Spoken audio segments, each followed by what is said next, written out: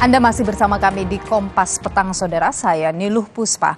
Kementerian Pertahanan menunda rencana pembelian 12 unit pesawat tempur Mirage bekas Qatar. Juru bicara Menteri Pertahanan Republik Indonesia, Dhanil Ansar Simanjuntak menyebut Kementerian Pertahanan dan Kementerian Keuangan sepakat menunda rencana pembelian 12 pesawat tempur Mirage 2005 bekas Qatar karena alasan keterbatasan fiskal. Sebagai gantinya akan dilakukan program retrofit pesawat tempur yang sudah dimiliki TNI AU.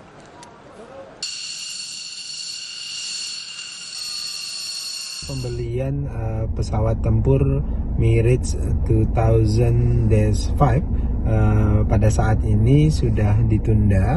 Mengapa ditunda? Karena Kementerian Keuangan dan Kementerian Pertahanan sudah mendiskusikan ternyata ada keterbatasan fiskal kita. Sebagai gantinya dilakukan upaya retrofit terhadap pesawat-pesawat lama kita, yaitu F-16, kemudian Sukhoi dan sebagainya.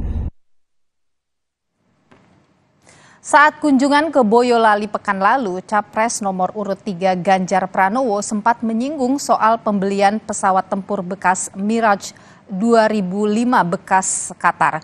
Menanggapi kesiapan debat Capres, Ganjar bilang tak bisa bicara pertahanan kalau belinya pesawat tempur bekas.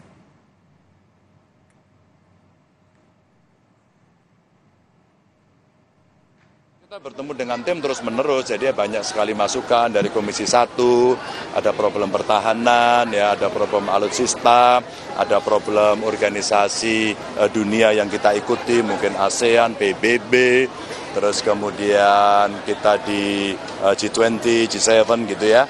Saya sangat optimis kan, kalau soal menguasai debat keputusannya sesuai enggak gitu aja.